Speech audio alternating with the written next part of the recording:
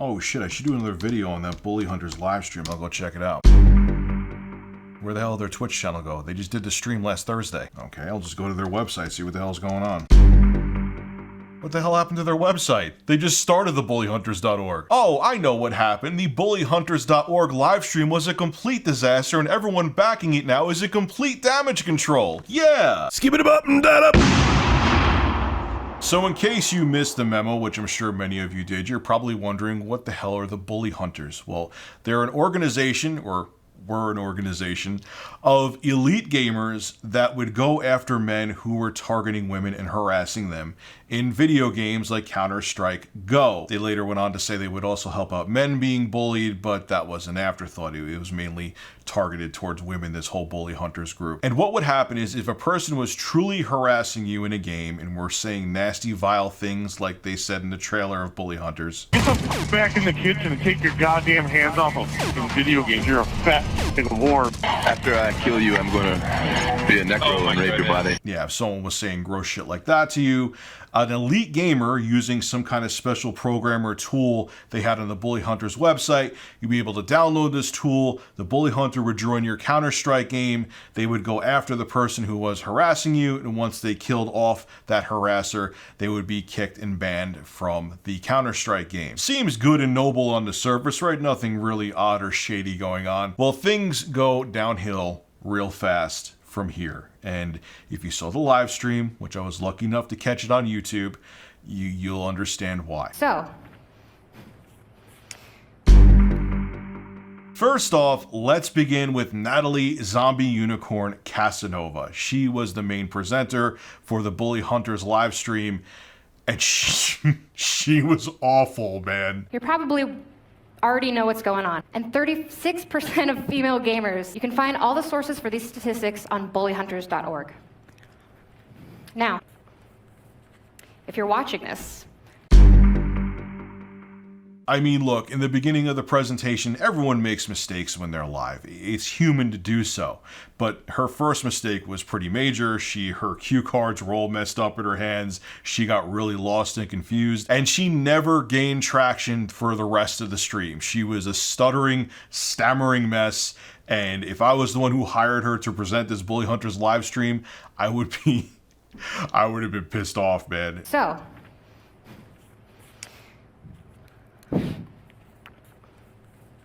if you're watching this, I mean, look, I've seen her YouTube channel. She isn't bad on there. She has a good energy, good vibe on there, but she just seemed real nervous and really insecure, and she took a lot of energy away from the whole live stream. She did an absolutely awful job being a presenter for it. But beyond that, just like everyone does with every kind of YouTuber or presenter, a lot of people dug up her past and things that she has done on live streams. And one of the things that they called her out on is using a homophobic slur one time when she was streaming DayZ many moons back. Here, you can take a look at what she said. All right. Here, now you'll have time. Go search for a can in your I got house. stream. I got the same fucking guy. Use the time wisely and search for a can, or maybe go to a gas station and buy. Look at me, a picture earlier too. Good shit. Oh, is the caps lock thing not a thing that happens in your... J.O. and sends his regards. Well, you don't fucking I can't do this shit right now. Such faggots. All right. As a person who has made a similar mistake myself during a live stream, sometimes you say things that aren't representative of you, and you learn from those mistakes. That's one of the downsides of live streaming. Everyone here who is watching this video right now has said something that they regret. Every single one of you. There's not a single person on this planet that hasn't said something in the past before they regret. I don't hold anything against her for that live stream. But of course, that was held against Natalie when people found out she was the Bully Hunters presenter. But whatever, that didn't bother me that much. But what did bother me was a claim that the bullyhunters.org website made when the website was live, which it no longer is, another big, giant, enormous red flag, is that they said that 21 million female gamers deal with online harassment, which is sexual-based, sexual taunting, so on and so forth. And at the bottom of the website, they linked a VG247 article to back that claim up.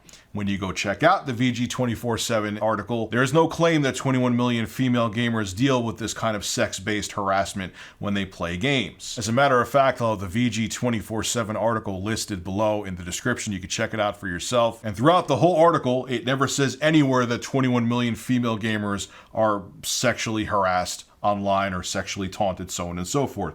This is what the first paragraph says. This is how they conducted this study. Take a look. A survey conducted by Emily Matthew over on the price charting blog found that 80% of the 874 respondents polled believe sexism is rampant in the gaming community, and 35% have been on the receiving end of sexual harassment while playing online. And again, read the whole article. There's no other numbers there. It's not like they conducted another survey to make this VG247 article. So, bully hunters, where did you get 21 million female gamers from? And why would you use an article that does not back up your claim at all? That's just a recipe for disaster to begin with. But things continue to get worse for the whole bullyhunters.org, I guess you could call it a movement, when Natalie Casanova started spewing out statistics on her Twitter page, and she was called out on those statistics. 3 million women have stopped playing games altogether because of harassment. While you and I might have thick skin, that doesn't mean everyone does, nor should anyone belittle the cause. Sexual harassment is a serious issue. It's never okay if we progress when we stand up for what's right. Now, a woman who goes by Platinum Paragon, who is in the mental health field, or she's going to school for it, called out Zombie Unicorn for just spewing out stats like this online without anything to back them up. This is what she had to say. Hi there, is there a source for this figure? I tried searching for the study, but I couldn't find it. Thank you. Natalie responds back, yep, watch the stream today to find out more. And that didn't sit well with Platinum Paragon. She responded back with, I am inundated with work and don't have time to watch. Can you tell me the name of the study or the name of someone at the event who knows more about the study so I can discuss it with them? Natalie responds back with, you could catch the video on demand then. And Platinum Paragon says, I'm going to take this as a no then. I am a mental health researcher. Do you have any idea of the dangers of spreading false, hyperbolized data with a follower base of your size? It perpetuates the idea of problems as being insurmountable and stands in the way of developing evidence-based interventions. You are not doing my profession any favors, and I would kindly ask you to source your claims before making them. Thank you. And of course, Natalie never did come back with facts for Platinum Paragon, and that was that. Now, there's two sides to me with this. Look, if Zombie Unicorn was hired by some corporate company that was giving her facts to spew out on Twitter, she was a talking head, okay? And she probably knew nothing about what she was saying. But on the flip side, yeah, I get what Platinum Paragon is saying. You're putting out big numbers like that and you're not backing them up, and you're telling her to watch the stream to find out this information. It just seems kind of shady and tacky. But like I said, at the same time, I was trying to be objective here. You know, if Natalie, or Zombie Unicorn again, was hired by companies to do this, and she was given these statements, these statistics to put on her Twitter, you know, she was just a talking head. So don't shoot the messenger. Go after the person who may be putting out this false information, which may be these corporations that might be pushing an agenda. Now, the big elephant in the room that everyone is really discussing about bullyhunters.org and the whole disaster live stream, so on and so forth, is that it seemed like a big marketing scheme / scam to peddle products from corporations. And one of those was SteelSeries. They had a bullyhunters.org edition headset, and a lot of people lost their mind over this and said this is something that shouldn't be done.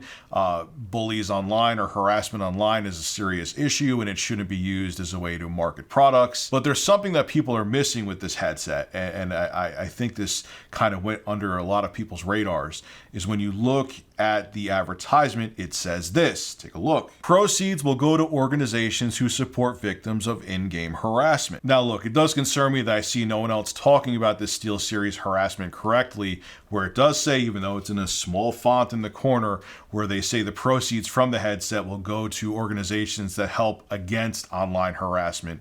But I kind of get it at the same time too. Again, I need to be objective here, because these companies are looking to push products so people are like, oh, look, they're being good guys. They want to help with online harassment. And it's a way to do kind of like a positive advertising. I get it happens a lot in many other industries too. But with how incredibly cheesy this whole Bully Hunters thing was. Everything about it, from the advertisements to the presenters to how people acted online, like Natalie Casanova, how she responded to things on Twitter.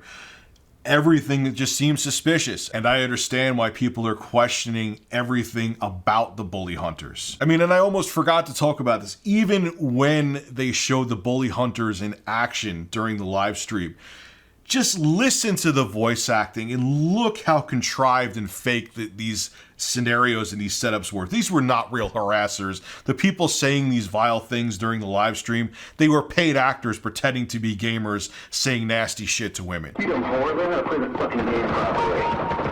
All that you still suck. I guess girls just suck at video games in general. Stupid whore. You wanna get raped, bitch? I know where you live. I can't handle how big her tits are. You want me to rape you? I mean, for Christ's sake, do you really think those are actually online harassers they found? Do they sound genuine? Do they sound like someone who was seriously trolling and saying nasty, nasty shit to women? No, man. They were, oh wow, we found someone harassing someone. Let's change the color of the lights and let's have a bully hunter go after them. That's one of the elements of it. Oh, Mr. Lane, I'm Dr. Solomon. I'm so sorry to interrupt, but there is something we need to show the audience right now. In just a second here, the lights have come down, and that is a signal for a bully hunt. It was fake. It seemed fake. The whole presentation was a joke. The way they had advertisers incorporated into the whole bullyhunters.org movement and live stream just came off really tacky and tasteless. Nothing with this was done properly, and everyone who was involved should be embarrassed. And obviously, because the website's down and the Twitch stream is down, they are, and they very well should be. This is Rich of Review Tech USA signing out. Have a good one. Harassment is everyone's problem, not just a woman's problem. Keep that in mind too.